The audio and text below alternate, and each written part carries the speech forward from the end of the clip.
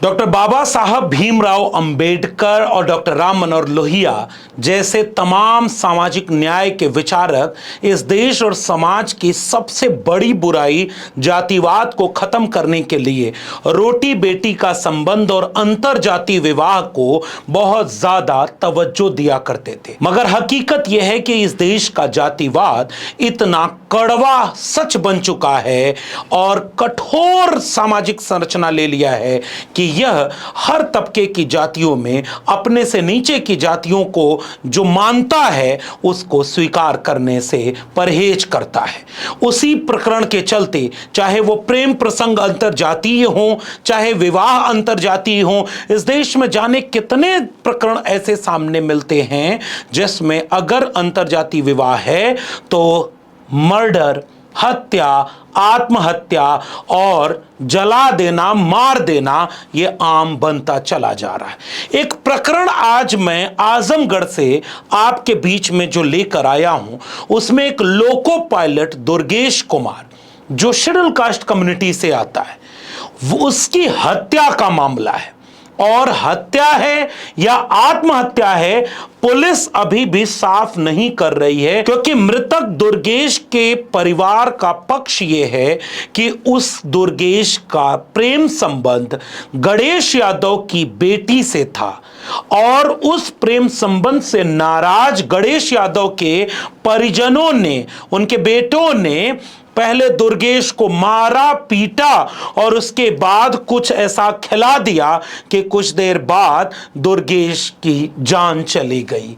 और इसी बात को आधार बना करके दुर्गेश के भाई अजीत कुमार ने ज्ञानेंद्र मिश्रा पर जहर देकर मारने का आरोप लगाया और 5 और लोगों जिसमें गणेश यादव, श्रवण यादव, शेरू यादव, गोविंद यादव और अजय यादव को ज्ञानेंद्र मिश्रा के साथ नामजद आरोपी बनाया है। पहले मृतक दुर्गेश के भाई का यह बयान सुन लीजिए। घटना की जानकारी हमें शाम को मिली 5 बजे के करीब। एक कोई जो है कि लड़का उधर जा रहा था तो वही फ़ोन करके हमको बोला कि ऐसा है तुम्हारे भाई को 3-4 लोग वहाँ पे घेर के मार रहे हैं। तो हमने उधर गया देखने के लिए तो वहाँ पे कोई नहीं था। तो उसके बाद वहाँ से मैं जब गाड़ी घुमाना शुरू किया तो तब तक उसके बाद मेरे भाई का फ़ोन आ गया कि भैया मैं वहाँ पे नहीं हूँ, मैं इस समय जो है अपने खेत के पास जो है कि कुछ में हूँ, जो वहाँ पे आइए जल्दी से, मेरा पैर जो है काम नहीं कर रहा है, बहुत लोग मारे हैं। तो मैं कहा अच्छा ठीक है, घबराइए मत, मैं अभी तुरंत पहुंच रहा हूं। मैं देखा तो पूरा लथपथ था, जो है कि पैर एकदम सही में काम नहीं कर रहा था एकदम। और वहाँ पे जो है जब उसको मैं उठा करके फिर बाहर लेकर आया तो बताया कि वो जो है कि ज्ञानेंद्र मिश्रा थे, वो जो है कि हमको कोई टैबलेट दे करके कि दवा दिए है कि वो खा लो, जो है आराम हो जाएगा। लेकिन हम दवा जबर नहीं खा रहे थे, वो लोग ज़बरदस्ती हमारे मुँह में पानी डाल दिए, वो दवा घुटा गई है और हमारे पेट में बहुत काफ़ी जलन हो रही है। तो मैं वहाँ पे उठा करके तुरंत लेकर के अमीना तिब्बती वहीं पे अजमतगढ़ रोड पे जो है कि हॉस्पिटल है, वहाँ पे डॉक्टर साहब को दिखाया। डॉक्टर साहब बोले कि ऐसा है कि इनकी पल्स जो है बैटरी जा रही है, जल्दी से लेकर के उस कदर लेकर जाइए। हमने वहाँ के तुरंत अपना जो है निजी वाहन से वहाँ के आते हुए जब यहाँ बाईपास पे पहुँचा तब तक जो है कि उसकी बोली बंद हो चुकी थी। तो हमने सोचा कि बोली बंद हो गई है, यहाँ दानिश को दिखाते। तो दानिश को जब दिखाने गए, दानिश बोले कि नहीं, लेकर के सदर जाइए। सदर लेकर आए, सदर वाले डॉक्टर साहब तुरंत पल्स नापे, इसके बाद कहीं अब नहीं है। मृतक दुर्गेश लोको पायलट था, पढ़ा लिखा था, बाहर नौकरी करता था, टेट की परीक्षा देने के लिए आजमगढ़ आया हुआ था और उनके परिजनों का यह कहना है कि जानबूझकर गणेश यादव और उनके परिजन उस दुर्गेश को बाहर बुलाते हैं और उससे पहले मारते हैं, पीटते हैं, जिसकी एक वीडियो भी सोशल मीडिया पर वायरल होती है, जिसे आप स्क्रीन पर देख पा रहे होंगे। इसके बाद परिजनों का आरोप यह है कि वो दुर्गेश को कुछ जहरीला पदार्थ खिला देते हैं। बाद में दुर्गेश का भाई पहुंचता है और वो हॉस्पिटल लेकर दौड़ता भी है, जीयनपुर से लेकर सदर तक, लेकिन दुर्गेश की जान नहीं बचती है। दुर्गेश अपनी जान से हाथ धो बैठता है। पूरे इलाके में तनाव फैल जाता है, क्योंकि यादव तबके से आने वाले लोग ओबीसी कम्युनिटी में हैं और मृतक दुर्गेश का परिवार शेड्यूल कास्ट कम्युनिटी से, और सीधे ये जातिगत आधार पर उन दो गुटों के बीच बंटते हुए और लड़ते हुए तनाव की दिशा में ये फैलने लगता है। बाहर से भी लोग मृतक परिवार से मिलने लगते हैं, चाहे वो समाजवादी पार्टी का डेलीगेशन हो या बहुजन समाज पार्टी से लेकर आजाद समाज पार्टी का डेलीगेशन हो, मृतक के परिवार तक सब मिलते हैं और मृतक का परिवार न्याय मांगता है। अफसोस कि इस घटना में दुर्गेश जैसा एक कम उम्र का नौजवान अपनी जान से हाथ धो बैठता है। इसे कहीं से भी जायज नहीं ठहराया जा सकता। लेकिन जैसे ही 2-3 दिन बीतता है, लड़की सामने आ जाती है और लड़की आजमगढ़ के प्रशासन के पास फरियाद लेकर पहुंच जाती है, जो पूरी घटना का एक दूसरा पक्ष सामने ला देता है। और उस लड़की के बयान को सुनने के बाद यह लगता है कि मामला वही नहीं है जो दुर्गेश या उनके भाई का पक्ष कह रहा है। इसका दूसरा पक्ष कुछ और है, जिसमें यह बात सामने आ रही है कि दुर्गेश उस लड़की को परेशान करता था, उनसे मिलने का जिक्र करता था, जहां पढ़ने जाती थी लड़की वहां उसका परिचय हुआ था। बाद में उसकी कई तरह की मांगे ऐसी थी जिसको पूरा न कर पाने के चलते वो धमकी देता था कि वो आत्महत्या कर लेगा। और लड़की का ये बयान है कि उसने आत्महत्या कर दी और उसके गरीब परिजनों को फंसाया जा रहा है। लड़की का पूरा बयान भी आप एक बार सुन लीजिए। मामले की शुरुआत कहाँ से हुई? जैसे ये कहा जा रहा है कि क्या आपका उनको कोई परिचय था पहले से? हाँ, परिचय यही था सर कि जो ज्ञानेंद्र मिश्रा सर का स्कूल है वहीं पे वो पहले पढ़ाने जाता था, मैं वहीं पे पढ़ती थी। उसकी मेरे पे गंदी निगाह हो गई थी। उसके बाद वो तैयारी करने के लिए इलाहाबाद चला गया, मैं अपना स्कूल चेंज करके दूसरे स्कूल में चली गई। उसके बाद से बंद हो गया। फिर मेरे घर पे एक पारिवारिक विवाद हो जाता है, जिसमें वो मदद करके मेरे माता पिता की नजर में अच्छा इंसान बन जाता है। उसके बाद से वो धीरे धीरे बात करने लगता है मुझसे, और फिर वो बातचीत को जब आगे बढ़ाना चाहता है तो मैं कहती हूँ मैं ऐसी लड़की नहीं जैसा तुम समझ के मुझको गलत इस्तेमाल करना चाहते हो। मैं वही से बात बंद कर देती हूँ। उसके बीच में वो वहीं पे नौकरी लग जाती है। फिर वो मेरे पीछे आगे पीछे बुलेट लेके घूमने लगता है, कहता है मेरी नौकरी लग गई है, चलो अब तुम मुझसे बात कर लो, अब मैं इतना बड़ा पद पे आ गया हूँ। मैं तुम्हारी नौकरी की लालच नहीं करती हूँ, तुम्हारे पैसे की लालच नहीं करती हूँ, मैं तुमसे बात नहीं करूंगी। जब वो इस तरह हार जाता है तब वो मुझे धमकी देने लगता है कि आज अगर तुम मुझसे बात करने के लिए आ नहीं करोगे तो यहीं पे मैं जहर खाऊंगा, हाथ काट दूंगा। इन सब का वीडियो बनाकर वो मुझे व्हाट्सएप पे भेजता रहता था। और इसके डर की वजह से मैं उसे बात करने के लिए आ कर देती हूँ, जिसकी जानकारी मेरे माता पिता की नहीं होती है। वो मुझे डरा धमका कर लगभग 3 साल तक मुझसे शोषण करता रहा। उसके बाद मैं जब हिम्मत करके उसके घर पे बताई तो उसके घर वाले पहले तो बोले कि ठीक है मैं समझा लूंगी, लेकिन वो उनके समझाने पे भी नहीं समझा। फिर से वो मुझे उसी तरह टार्चर करने लगा। फिर मैं उसके घर पे मम्मी से फिर हिम्मत करके अपने घर पे बताई। फिर मम्मी से कहा कि मम्मी देखो अभी पापा को मत बताना, अभी आप ही उनसे बात कर लीजिए, वो लोग भी अच्छे लोग हैं, मान जाएंगे बात, पढ़े लिखे से। तो जब मेरी मम्मी उनसे रोई गिड़गिड़ाई विनती की तो फिर भी वो कहे कि तुम्हारी बेटी खुद गलत है, तुम खुद गलत हो, तुम खुद को संभालो, हमारे बेटों को मत कहो। ऐसा करने के बाद तब हमारे पिताजी उनके घर पे 3 से 4 बार पंचायत लेके गए। उसके बाद वो मामले को नहीं सुनते हैं। उसके बाद हम कहते हैं कि मम्मी अब हमारे पास इतने पैसे नहीं है कि हम पुलिस थाना या केस पे करके देख पाएंगे, क्योंकि वो लोग बड़े लोग हैं सर, सरकारी, उनके घर में बहुत लोग सरकारी पदों पे हैं। अजय इंजीनियर जैसे लोगों का उनको सपोर्ट है। वो अजय इंजीनियर से भी मेरी बात कराते थे, जो मुझे उसके साथ संबंध बनाने के लिए कहता था कि बनाओ वो जो कह रहा है तुम्हारे साथ। अजय इंजीनियर वो दुर्गेश के रिश्तेदार में आते हैं, कोई ऐसे हैं।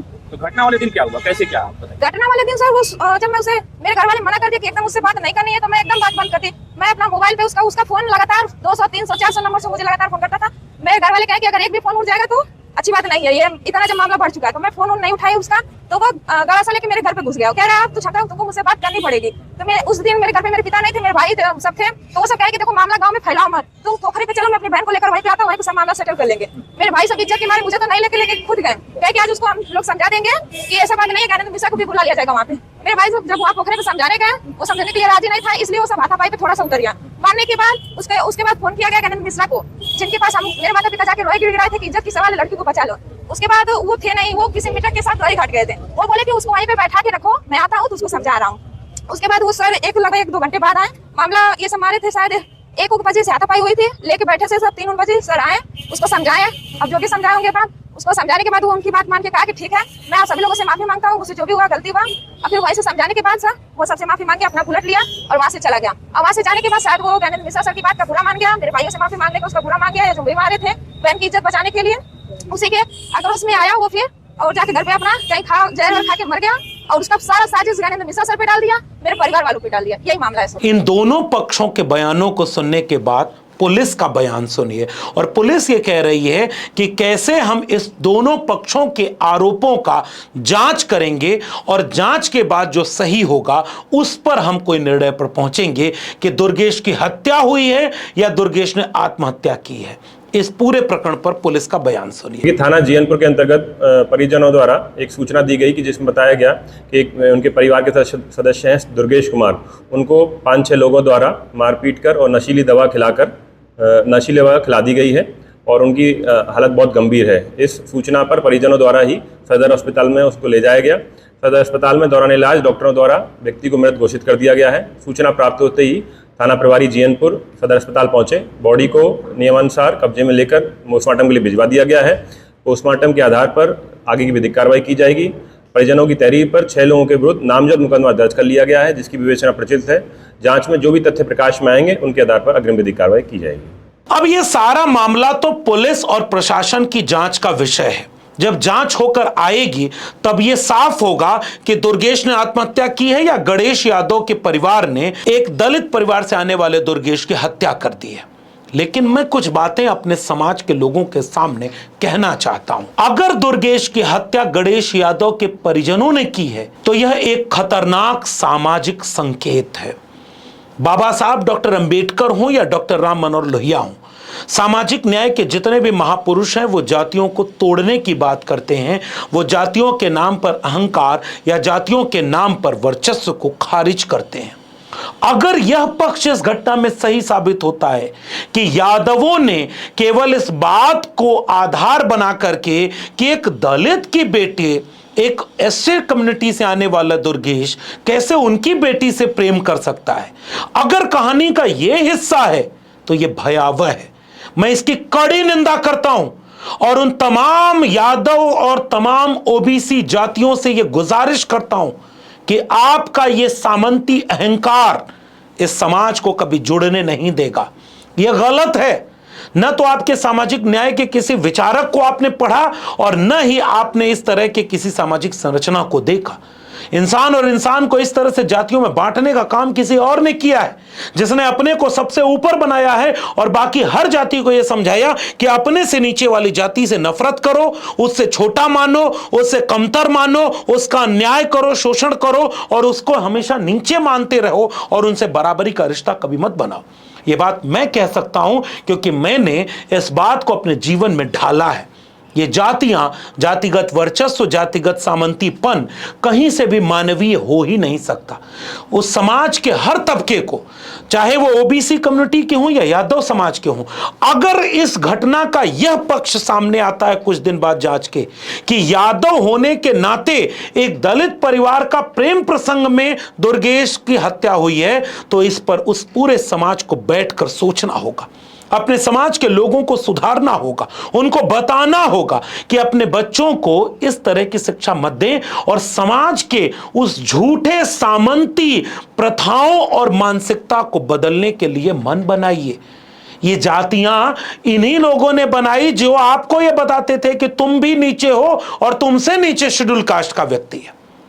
लेकिन अगर यह प्रसंग दूसरा है जो लड़की का पक्ष है, अगर वो साबित सही होता है तो फिर इस देश के नौजवानों को दुर्गेश वाले प्रकरण से सीखना होगा कि अगर आप जबरदस्ती करते हैं, अगर आप जबरदस्ती अपने प्रेम को पाना चाहते हैं, अगर आप जबरदस्ती किसी के घर में घुसते हैं, अगर आप इस तरह का प्रकरण करते हैं तो भी अपने को रोकिए। यह देश इस तरह से अभी प्रेम को स्वीकार नहीं कर रहा है। जान देना या जान लेना दोनों आपराधिक कृत्य है। आरोपियों पर कठोर से कठोर कार्रवाई हो। मैं इसकी भी गुजारिश आजमगढ़ प्रशासन से करता हूं, जो भी दोषी हो पर्याप्त जांच करके उसका सबूत जुटा करके उस पर कड़ी कार्रवाई होनी चाहिए। और अंतिम जब निर्णय आएगा तो मैं फिर आपके सामने आऊंगा कि जरा ये जांच से सामने आए कि दुर्गेश का परिजन सही कह रहे हैं या उस लड़की का परिजन सही कह रहे हैं। लेकिन मैं दोनों चिंताएं आपसे साझा करना चाहता हूं। अगर यह प्रेम प्रसंग में जाति का मामला है और जाति के गुमान में यादव लोगों ने एक शेड्यूल कास्ट परिवार के दुर्गेश की हत्या की है तो यह एक बहुत खतरनाक बात है। मैं इसकी कड़ी निंदा करता हूं और मैं चाहता हूं कि इस तरह की चीजों को रोकिए। जाति और धर्म के नाम पर प्रेम के प्रसंगों में हत्या कहीं से भी जायज नहीं हो सकती। अभी दरभंगा में पिछले महीने एक प्रकरण आया था। लड़की ब्राह्मण थी और गैर ब्राह्मण अपने से कथित तौर पर नीचे कहने वाली जाति से प्रेम कर लिया। लड़की ब्राह्मण है और उसके पिता ने उसे मार दिया, उस लड़के को। और वो लड़की रोती चीखती मीडिया के सामने कहती रही कि तुम्हारी जाति इतनी बड़ी हो गई कि तुम प्रेम और इंसान को भूल जाओ। उस बयान को भी लड़की के सुनिएगा। क्या कारण रहा होगा आखिर आपके पिताजी जो हैं आपके पति को अंतरजातीय विवाह, पता नहीं कौन सा ब्राह्मण होने का कीड़ा था उसके मन में जो मेरे पति को मार दिया, मेरा पति को मार दिया। और इसी तरह से इस बयान को भी सुनिए। अगर यह प्रकरण प्रेम प्रसंग में हत्या का है तो शर्म आनी चाहिए, और अगर यह प्रकरण जबरदस्ती का है जो लड़की का आरोप है तो पुलिस जांच करके साफ बताए। अगर यह प्रकरण है तो केवल जाति के नाम पर केवल टूट नहीं पड़ना चाहिए। लेकिन हत्या तो हो गई, या आत्महत्या है या हत्या है। दुर्गेश जैसे नौजवानों को भी मैं गुजारिश करता हूं, संयम, धैर्य और संवाद से रास्ता निकालें। लेकिन उन जातिवादी सामंती लोगों से मैं गुजारिश करता हूं, अपनी ये जातिवादी कुंठा को, मनवादी कुंठा को कि हम बड़े हैं बाकी तुम छोटे हो, इसको कूड़े में डाल दो, कूड़े में डालो इसे, वरना तुम्हारे घर परिवार के बच्चे भी मारे जाएंगे। यह मत देखना कि यह जातिवाद किसी के पक्ष में है। यादव होने के बाद चुटिया काट करके मूत्र छिड़क करके पवित्र कराया गया, कथा कहने पर गए। कभी मुख्यमंत्री का गंगा जल से घर धुलवाया गया, कभी गालियां देते हैं, चौराहे पर गालियां देते हैं। तो अगर आपको यह लगता है कि आप यादव होने के नाते श्रेष्ठ हैं, तो इन घटनाओं को देखिए कि आपके भी ऊपर कोई बैठकर आपको अपमानित करता है। इसलिए आपकी जिम्मेदारी है कि अपने नीचे जिसको आप कहते हो उसको नीचा मत मानो, उसे बराबरी का संवाद देखो। और हम जैसे लोग इसी काम को इतने दिन से कर रहे हैं, चाहे वो निजी जीवन में हो। कुछ मूर्ख लोग हमारे ऊपर भी ये कह रहे थे कि ये इस बात का प्रचार कर रहे हैं कि अंतरजातीय विवाह कर लिया। करना होगा, अंतरजातीय विवाह करना होगा, हमने किया। और डॉक्टर अंबेडकर, डॉक्टर लोहिया जैसे तमाम लोग इस तरह की चीजों को कह रहे हैं कि अंतरजातीय विवाह से जातियां टूटेंगी, कमजोर होंगी। और जाने कितने प्रकरण इसी देश में है। जाति की कुंठा, जाति का अभिमान, जाति का अहंकार इतना बड़ा बुरा होता है कि प्रेम में पड़े दो लोगों को मार डालता है। यह कहीं से भी समाज को आगे नहीं ले जाएगा। इसलिए उन तमाम लोगों को थोड़ा ठहर करके, उत्तर प्रदेश के तमाम यादवों को मैं ये गुजारिश करता हूं कि थोड़ा रुको, ठहरो, आवेश में इस तरह की चीजों का समर्थन मत कर देना और इस तरह की प्रवृत्तियों को रोको। अपने से जिसको कमतर कहते हो उसके बराबर बैठो, संवाद करो, बात करो। और अगर यह प्रेम प्रसंग में आत्महत्या वाला प्रकरण है जो लड़की कह रही है, तो उन तमाम नौजवानों को मैं कहता हूं, इस तरह का कोई कदम मत उठाओ किसी की मर्जी के खिलाफ, किसी के सहमति के खिलाफ। अगर आप जबरदस्ती करते हैं तो यह कहीं से भी जायज नहीं है। तो ये दोनों पक्ष मैंने आपके सामने रखा कि समाज की भलाई हत्या या आत्महत्या में कतई नहीं है। अगर आप किसी की हत्या करते हैं तो यह गुनाह है, कठोर से कठोर सजा मिले। और अगर आप आत्महत्या करते हैं तो मत करिए, संवाद से अपनी इस कीमती जीवन को आगे बढ़ाइए। समाज की कुंठा में जातिवाद की जहर को तोड़ने के लिए थोड़ा समाज को लड़ना पड़ेगा। पढ़े लिखे समाज के उन तमाम लोगों को आगे आना पड़ेगा। कहीं ये प्रेम प्रसंग तो कहीं सड़क चौराहे पर झगड़ा, कहीं जमीन की लड़ाई तो कहीं मान प्रतिष्ठा की लड़ाई, और जातियों को जातियों से लड़ाकर इस देश के बहुजनों को आपस में लड़ा दिया और तमाम मुट्ठी भर लोग राज कर रहे हैं। इसलिए थोड़ा सजग रहना। आपके आसपास शिकारी भी घूम रहे हैं, आपके आसपास शिकारी आपस में लड़वा करके अपना राज करेंगे, इसलिए बचे रहना। और इस आजमगढ़ के लोको पायलट की हत्या प्रकरण की कठोर जांच होनी चाहिए, शीघ्र जांच होनी चाहिए, और जो भी दोषी है उसे कड़ी से कड़ी सजा मिलनी चाहिए। उस इलाके में संयम लोग बरतें और आइंदा बैठ करके पूरा समाज इस बात पर चिंतन मनन करे कि अगर यह हत्या है तो दोबारा किसी दुर्गेश की हत्या नहीं होनी चाहिए। और अगर ये आत्महत्या है तो अपने इलाके के नौजवानों को बुलाइए, बिठाइए, उनसे बात करिए कि वो कहीं से भी इस तरह का कोई कदम ना उठाए, वरना ये आग इस समाज को लील जाएगी और जातिवाद जैसा मनुवादी विचार इस समाज को बर्बाद कर देगा। दोनों परिवार गरीब, दोनों परिवार हाशिए पर, दोनों बर्बाद हो जाएंगे, बचेगा कोई नहीं। एक ने अपने बेटे को खो दिया और दूसरी बेटी अगर सही कर रही है तो उसके बाद उस बेटी का भविष्य क्या होगा। ऐसे दुर्गेश और उस लड़की दोनों को बचाना हमारी जिम्मेदारी है। इस तरह की बातों को आप भी गांव-गांव पहुंचाइए और लोगों को जागरूक करिए, सजग करिए, जातिगत कुंठा को दूर करें और मानवीय मूल्यों को स्थापित करें। बहुत बहुत धन्यवाद।